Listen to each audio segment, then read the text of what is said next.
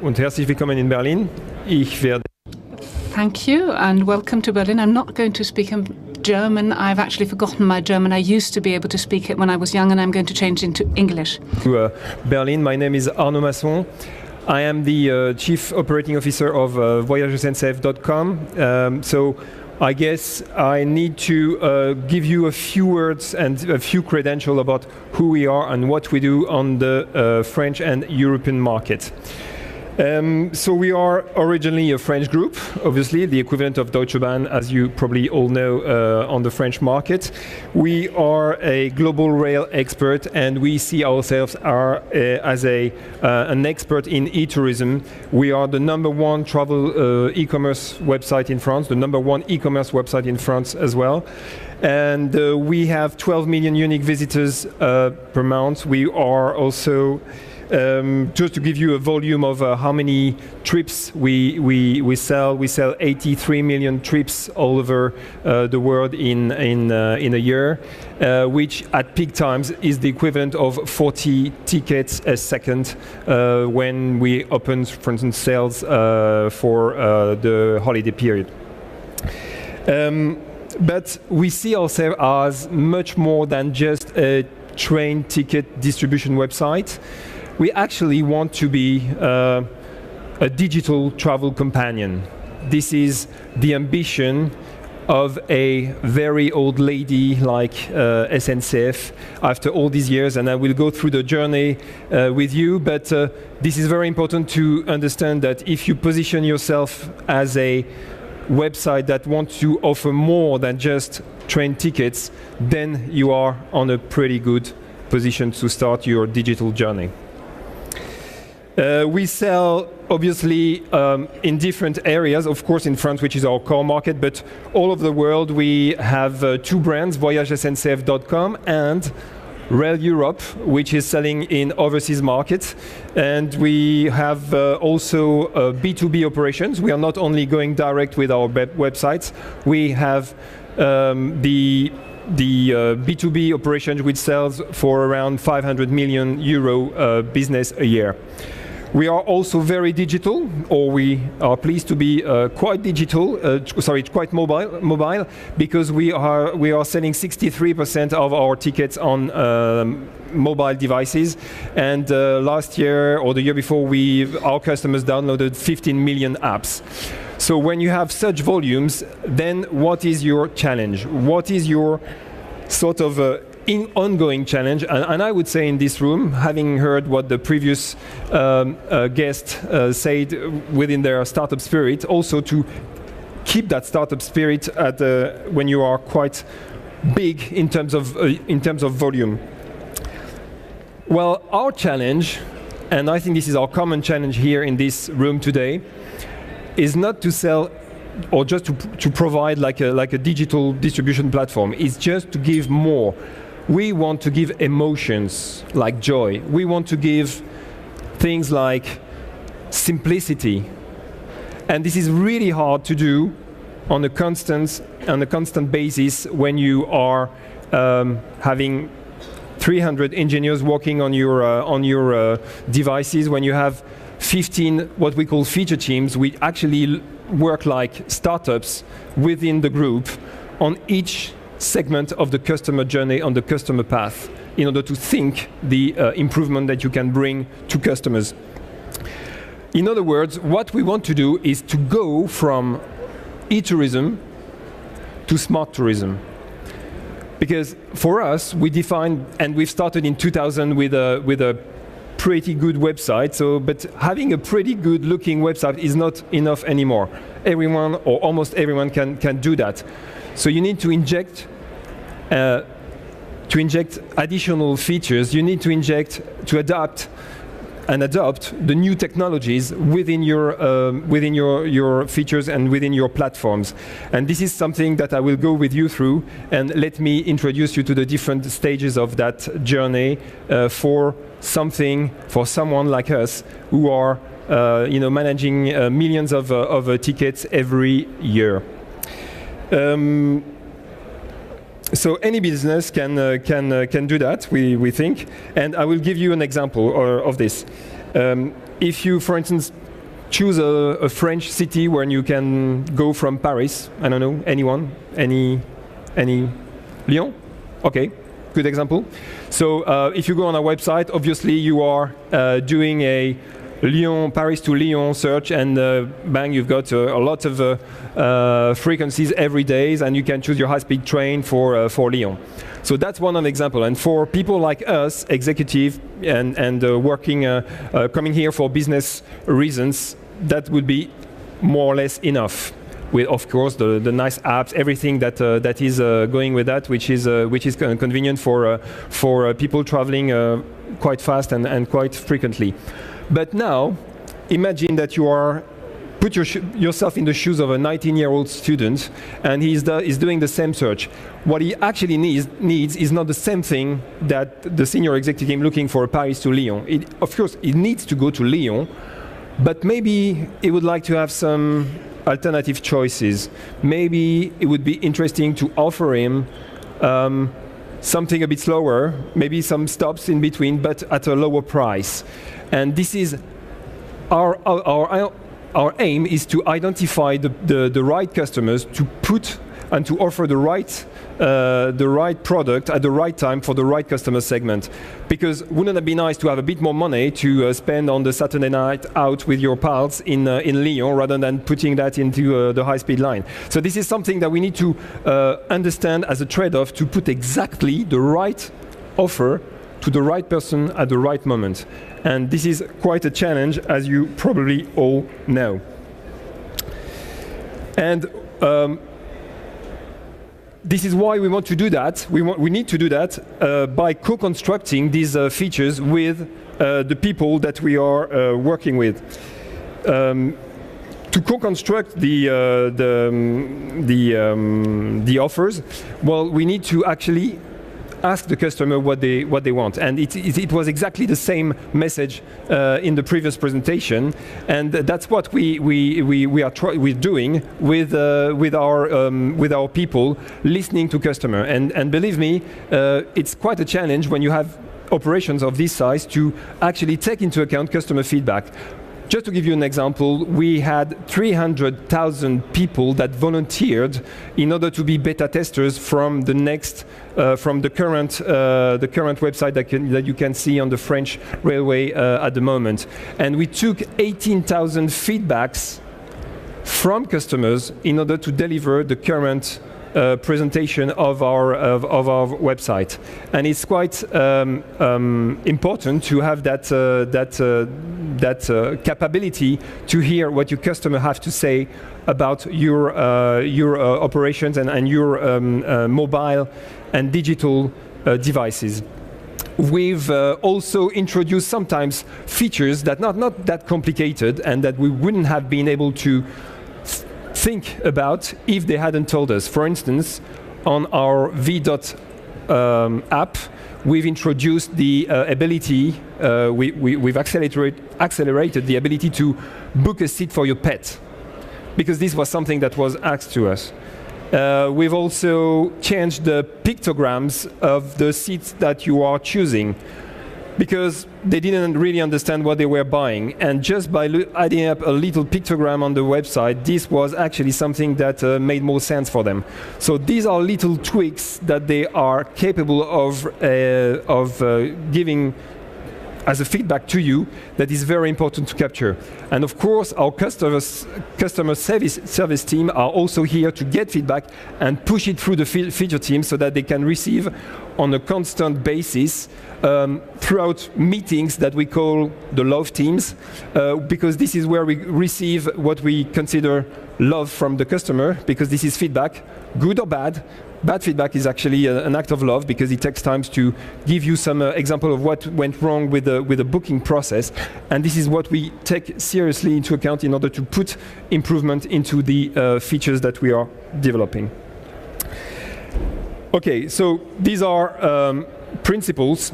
Now I will give you a few more concrete examples of what we've actually developed with our partners for the customer, because each time that you adapt a new technology, it must be done in order to give an additional value to a certain type of customer. It's very important to segment your customer database and understand what the different segments actually need.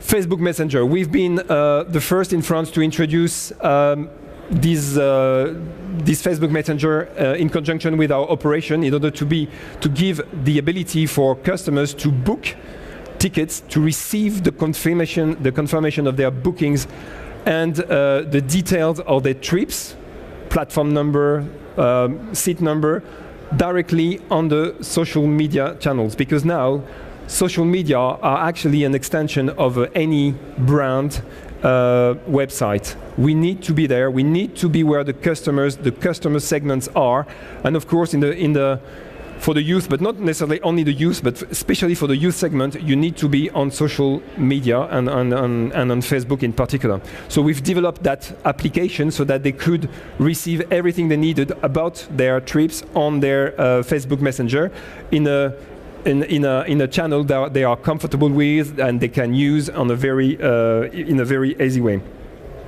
And also, our customer service can interact with our chatbot about their bookings, so that they can interact and find some help, which is, by the way, as a side effect, has a cost implication, because it's one of the cheapest cost contact mode for us, which is good because this gives customer satisfaction and cost savings for the company.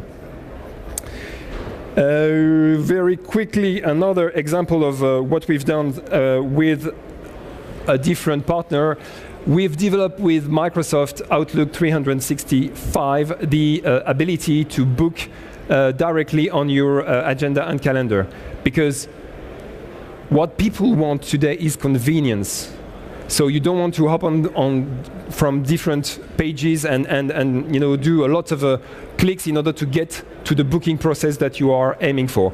So let's imagine now that you are a senior executive or a family that want the family member that booked the holidays, and I'm not looking at the ladies here, but they are trying to do that in a minimum of time. And of course, when you book your appointment or your holiday in your calendar, then you can directly, with plugins, widgets, go to the booking process of voyagesnz.com to actually go through the train ticket distribution process.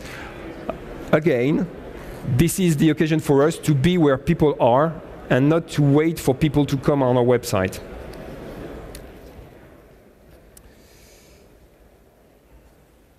Now, what else? Maybe, are you voice ready? This is something that we are exploring. And just to give you a few figures, I hope I haven't swamped you with figures at the beginning, but I will just add a few little more now. This year, 2017, we will have 10% of all worldwide searches done on voice devices, or voice command devices. It used to be 0 in 2014, and we will have this year 33 million of these devices sold throughout the world, especially in the US with the Amazon Echo, with whom we've developed this application. And another figure, the last one, is that by 2021, you will have 1.8 billion people doing 200 billion searches on these devices. This is phenomenal. And we need collectively to be voice ready, because what we actually are looking as, what we are seeing as a trend is people trying to, or brands trying to make interfaces disappear for the customers. So we've developed this new feature with Amazon Echo. So Alexa, which is the Amazon Echo companion, becomes a virtual travel agent for the customer. And with the app that we've developed, she calls Leah. Leah is our own travel agent. They talk to each other, and hopefully they deliver the booking that the customer wants.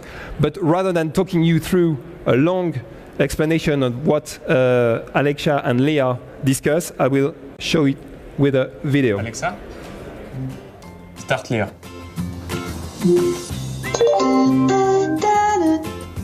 Welcome to Voyage's SNCF Center service. I need a sun break. Where could I go for swimming and sunbathing? Right now, I would recommend Biarritz, Toulon, and Montpellier, for example. Great, and what is the cheapest weekend to go to Biarritz? With your youth loyalty card, weekend of August 26th to 28th, leaving on Friday and coming back on Sunday will cost €138.7 round trip. Awesome, and at what time would the trains leave? Friday 26th, cheapest train is at 5:28 p.m. and on Sunday 28th, return trip is at 3:11 p.m. Would you like me to book it for you? Yes, go ahead. It appears that for an additional €10, you can have a first-class return trip. It would cost €148.7 in total. Awesome, let's book it. I finalized the reservation. Your trip to Biarritz is now booked. Have a nice journey, and don't forget your sunscreen. Thanks, Leah. Thanks for using Voyage's SNCF. Goodbye.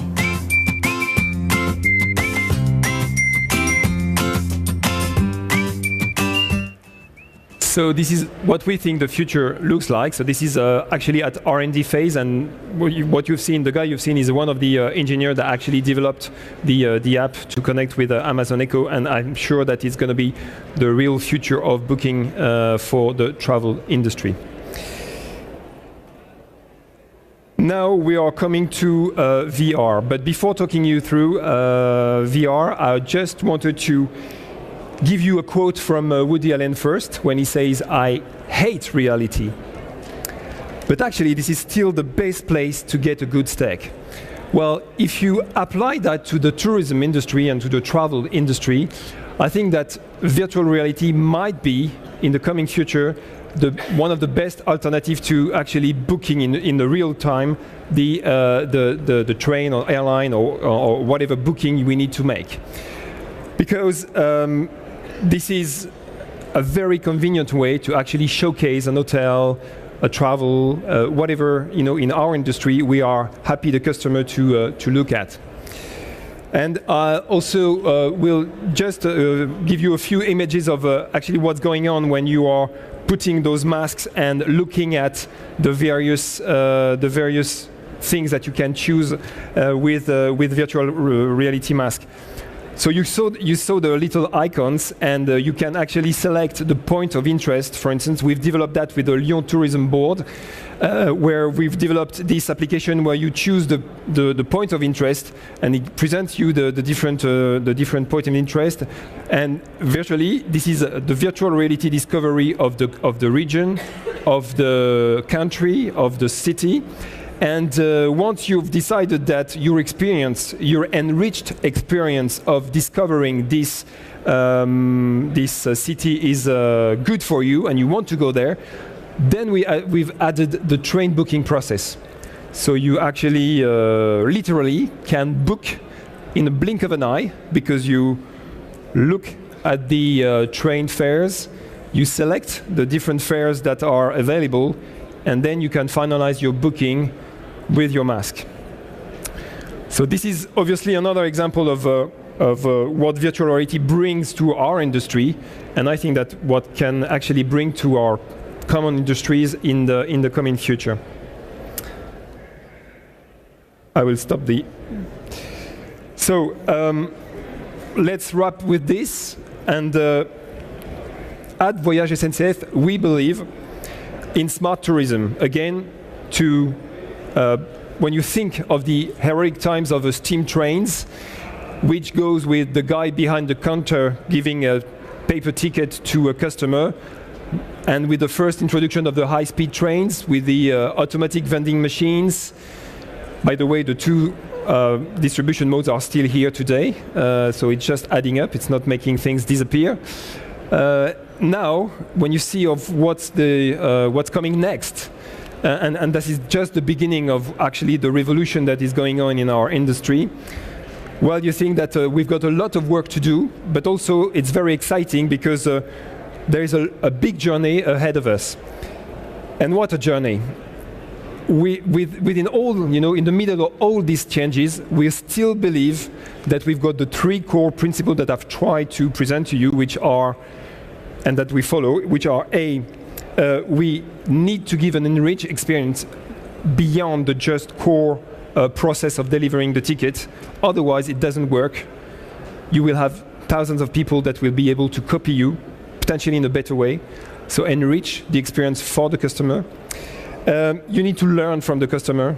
It was the message again from the previous presentation and probably from a lot of presentations today.